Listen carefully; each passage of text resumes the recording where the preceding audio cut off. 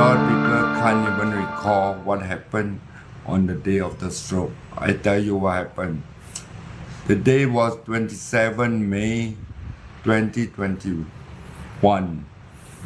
It was a Wednesday, and I woke up at 9:30 a.m. But I slept about 5 a.m. I was chit-chatting with my friend. My buddy came over and hang out with me in my house, and then we were chit-chatting, and then later on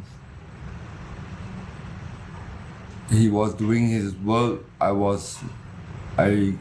went to prepare supper for myself, and then what happened is, and I have a heavy meal before I go to sleep. That was 4 o'clock to 5 o'clock in the morning. So after about 4 hours of rest, 9:30 morning, my assistant, my PA messaged me and asked me what is the program for today, for the day. I tried to answer her through text message, but it seems like my finger keep on missing the key. So I was thinking, hey, it could be something wrong with my finger today. Why I cannot type properly? But so I just let it be. Just so be it. Then I went to toilet to freshen up, right? And I noticed my leg is a bit numb. I can't really walk properly. I thought I slept wrongly or something like that. So then I brushed my teeth and everything. While I'm brushing my teeth, then it struck me, shit, I could be having a stroke. Then quickly I message her again. I tell her, please come immediately, and send me to hospital. I was telling her, okay. And then I shout out to my buddy to help me, to bring me down. So my buddy come over and help me and bring me down from my room to go down. It's really a struggle just to go down the stair. And then we make it down there. At the same time, my PA arrived in the house, So we just grabbed my stuff, my wallet and everything, and I said, send me immediately to hospital. So the whole thing, from I suspect I have a stroke to I reach the emergency of the hospital in less than half an hour. I reached hospital very fast, and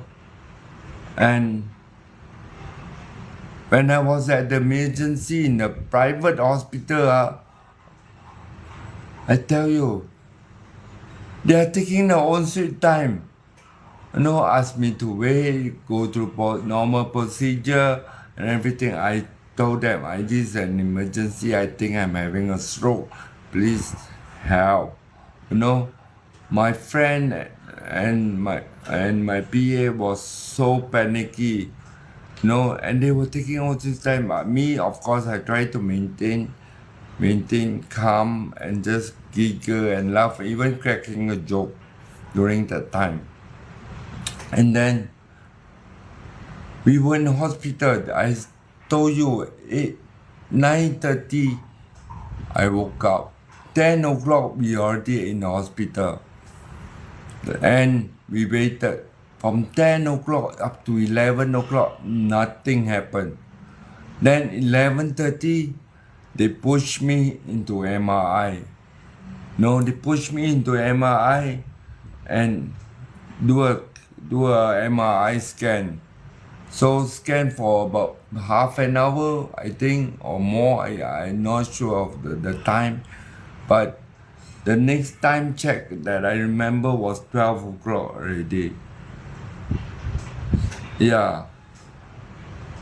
Finish, I try and check, it's 12 o'clock. So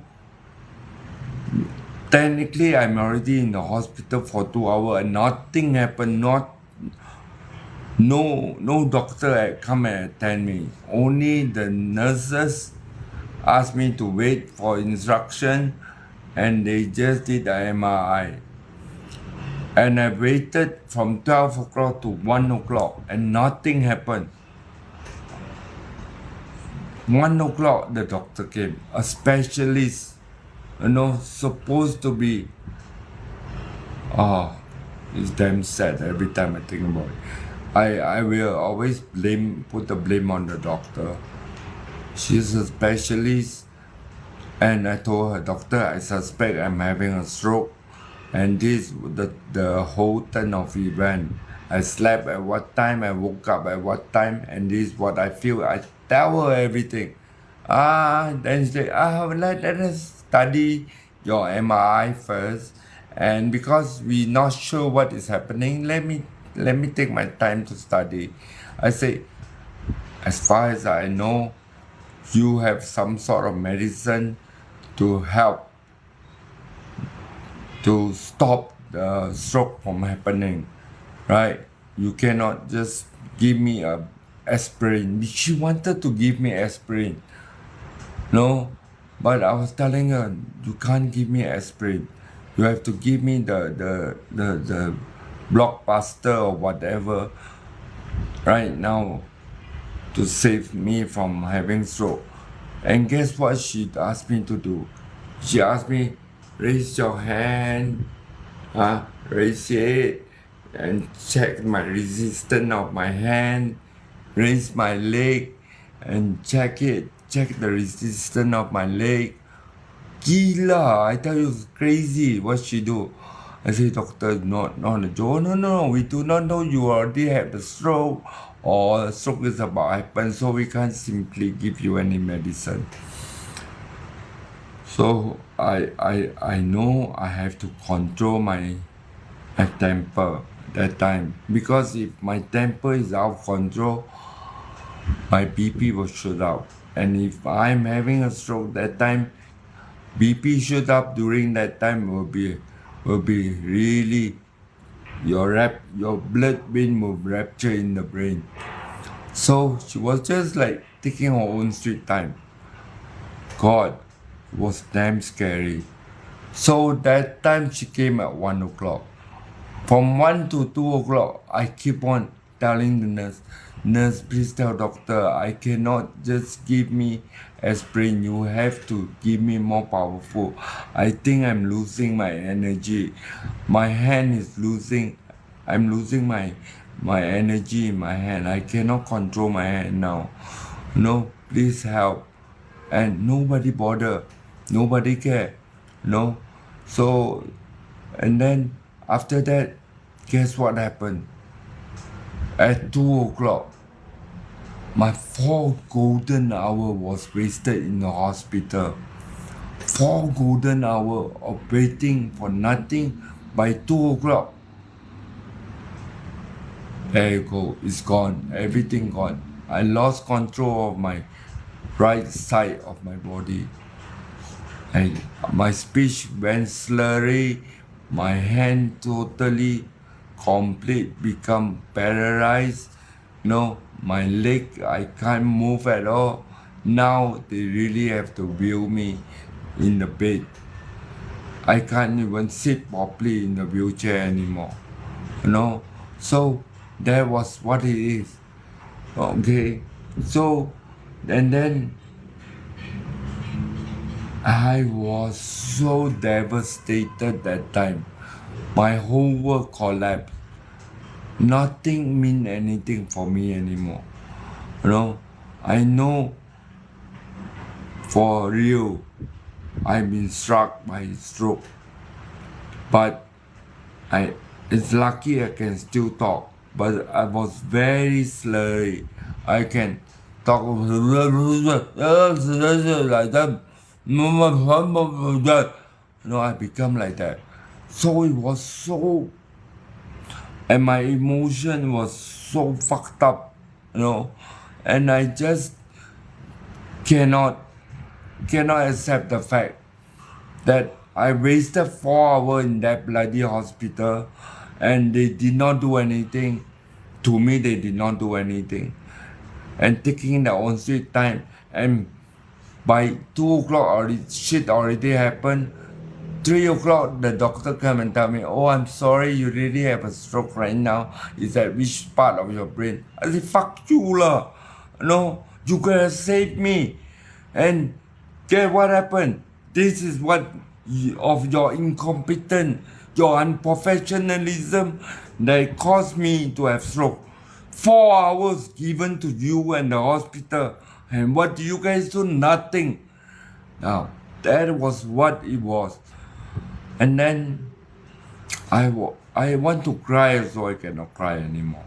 And that time, I tried as I could to stay calm. My assistant by that time, she also went off already. My body also went off because they don't allow them to be in the hospital already, because they wheel me up the hospital, the ward,